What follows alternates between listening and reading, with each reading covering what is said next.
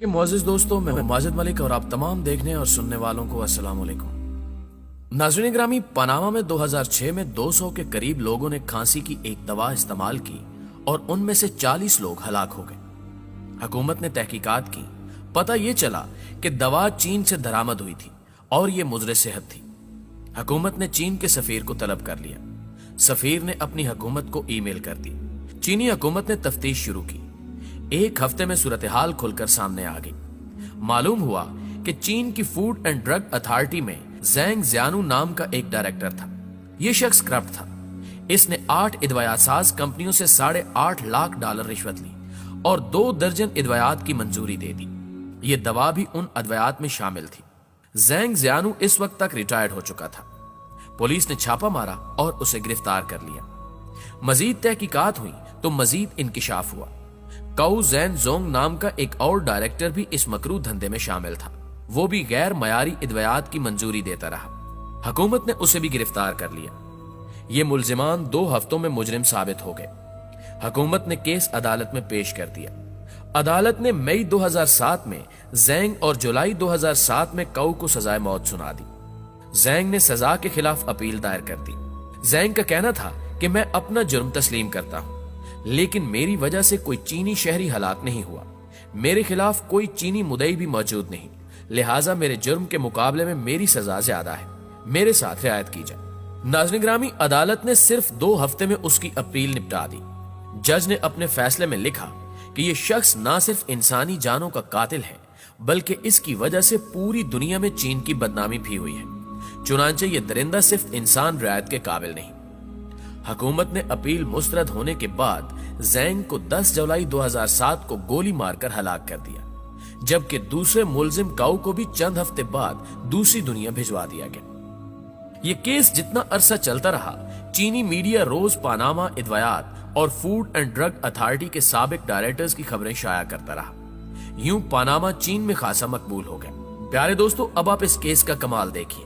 یہ دونوں حضرات اگر پاناما کے شہری ہوتے تو انہیں وہاں سزائے موت نہ ہوتی۔ یہ زیادہ سے زیادہ 10 برس کے لیے جیل بھجوا دیے جاتے یا پھر ان کی جائیداد ضبط کر لی جاتی۔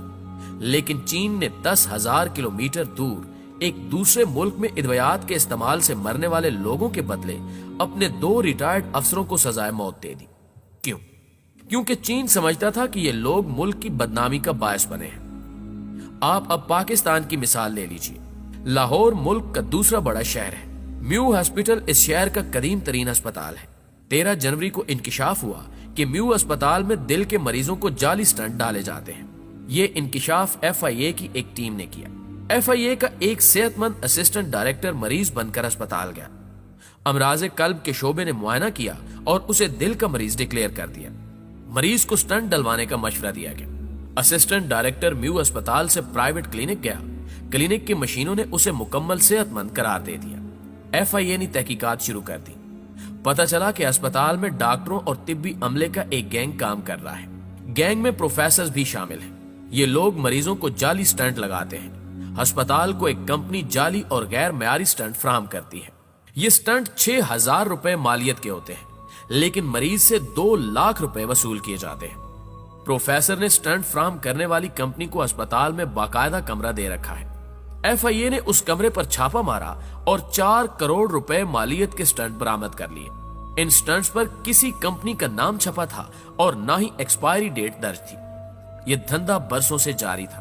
یہ لوگ ہزاروں مریضوں کو جعلی اور غیر معیاری سٹنٹ لگا چکے تھے۔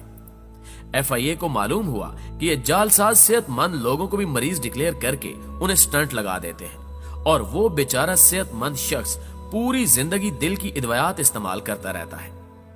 پتہ چلا یہ سلسلہ صرف ایک اسپتال تک محدود نہیں، بلکہ ملک میں ایسے درجنوں اسپتال موجود ہیں جہاں برسوں سے یہ دھندا جاری ہے۔ ناظرین گرامی، یہ ایک مثال تھی۔ آپ اگر تھوڑی سی گہرائی میں جا کر دیکھیں تو آپ کو پاکستان کے اکثر اسپتال سلاٹر ہاؤس اور ڈاکٹر کسائی نظر آئیں گے۔ آپ کسی دن دبئی چلے جائیں، آپ وہاں اپنا میڈیکل ٹیسٹ کرائیں اور اس کے بعد پاکستانی اسپتالوں اور لیبارٹریوں میں چلے جائیں۔ آپ یہ دیکھ کر حیران رہ جائیں گے کہ آپ کو دل کا ڈاکٹر دل، آنکھ کا ڈاکٹر آنکھ، گردے کا ڈاکٹر گردے، جگر کا ڈاکٹر جگر اور دماغ کا ڈاکٹر دماغی مریض قرار دے گا۔ ये लोग आपको लाख 2 लाख रुपए का नुस्खा भी लिख देंगे। आप किसी दिन पाकिस्तानी लेबॉर्ट्रीज की रिपोर्ट्स का तज्जिया भी कर लें। आप अगर मरीज हैं तो ये लेबॉर्ट्रियां आपको सेहतमंद, और आप अगर सेहतमंद हैं तो ये आपको मरीज करार दे देगी। आपको ये फर्क अद्वियात के मयार में भी मिलेगा। मैं इंसुलिन इस्तेमाल करता हूं। मैं 10 साल से फ्रांस से इंसुलिन ला रहा हूं। मैंने 3 माह कबल पाकिस्तानी इंसुलिन शुरू की। आप यकीन कीजिए कि मेरी शुगर आउट ऑफ कंट्रोल हो गई। मैंने दोबारा फ्रांस से इंसुलिन मंगवाई, इस्तेमाल की और मेरी शुगर कंट्रोल में आ गई। फ्रांस और पाकिस्तान दोनों में इंसुलिन एक ही कंपनी फ्राहम करती है, लेकिन मयार में जमीन आसमान का फर्क है। आपको यह फर्क डिस्प्रीन में भी मिलेगा। आप इंपोर्टेड डिस्प्रीन इस्तेमाल करें और उसके बाद पाकिस्तानी डिस्प्रीन खाएं, आपको फर्क जानने में सिर्फ चंद मिनट लगेंगे। आपको यह फर्क खुराक में भी मिलेगा। पाकिस्तान में बच्चों को अब मां का दूध भी खालिस नहीं मिलता। साबुन बनाने वाली फैक्ट्रियां यूरोप से इस्तेमाल शुदा घी और कुकिंग ऑयल मंगवाती हैं। ये ऑयल इस्तेमाल के काबिल नहीं होता, लेकिन ये लोग ये ऑयल पकौड़े समोसे तलने और बिस्किट केक बनाने और मिठाइयां तैयार करने वालों को फरोख्त कर देते हैं, और ये लोग ये ऑयल हमारे मेदों में उंडेल देते हैं। दूध में क्या क्या मिलावट होती है और चाय की पत्ती और पानी में क्या क्या हो रहा है, ये अब ढकी छुपी बात नहीं रही। हम कितने बदनसीब लोग हैं। हम खुराक के दरिंदों से बच जाते हैं तो हम डॉक्टरों के काबू में आ जाते हैं, और ये जालिम 6,000 रुपए का स्टंट 2 लाख रुपए में हमारी नसों में ठोंक देते हैं।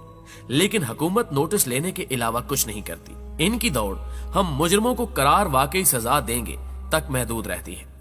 मेरी हुकूमत पाकिस्तान और जनाब इमरान खान से दरखास्त है कि आप खुराक और अद्वियात के मामले पर खौफनाक अथॉरिटी बना दें। आप अथॉरिटी को वसी इख्तियारात दें, कड़ी सजाएं तय करें, और मुल्क में जो भी शख्स खुराक और अद्वियात में मिलावट का मुर्तकिब पाया जाए, ये मरीज को जाली स्टंट लगाए या ये गलत रिपोर्ट जारी करे, उसे इबरतनाक सजा दी जाए, उसे खौफनाक मिसाल बना दिया जाए। आप यकीन कीजिए कि चीन ने अब तक ज़ैंग ज़ियानु और काउ ज़ैन जोंग जैसे सिर्फ 10 लोगों को सजाए मौत दी। चीन में उसके बाद किसी ने दवा और खुराक में मिलावट की जुर्रत नहीं की। चीन में 2007 के बाद अब तक किसी एहलकार ने गलत दवा भी रजिस्टर नहीं की। हम भी अगर अपने लोगों को सेहतमंद देखना चाहते हैं तो हमें भी कभी न कभी ये जरूर करना होगा, वरना दूसरी सूरत में लोग खुराक से मरते रहेंगे या फिर डॉक्टरों के हाथों से बा होते रहेंगे। जी तो मुअज़्ज़िज़ दोस्तों, आज की वीडियो में बस इतना ही। मुझे हमेशा की तरह आज भी उम्मीद है कि ये वीडियो ना सिर्फ आपको पसंद आई होगी, बल्कि इसने आपके रोंगटे भी खड़े कर दिए होंगे। आखिर में अल्लाह ताला से हस्बे रिवायत दुआ है कि अल्लाह ताला हम सबको सेहत कामिला अता फरमाए। आमीन सुम्मा आमीन। और अगर वीडियो अच्छी लगी है तो इसे लाइक करते हुए अपने दीगर तमाम दोस्तों के साथ भी शेयर जरूर कर दीजिए, ताकि वो भी इन कीमती मालूमात से इस्तेफादा कर सके। इंशाल्लाह आपसे मुलाकात होगी अगली मालूमाती वीडियो में। तब तक अपना, अपने इर्द गिर्द के लोगों का और प्यारों का ढेर सारा ख्याल रखिएगा। अल्लाह निगहबान।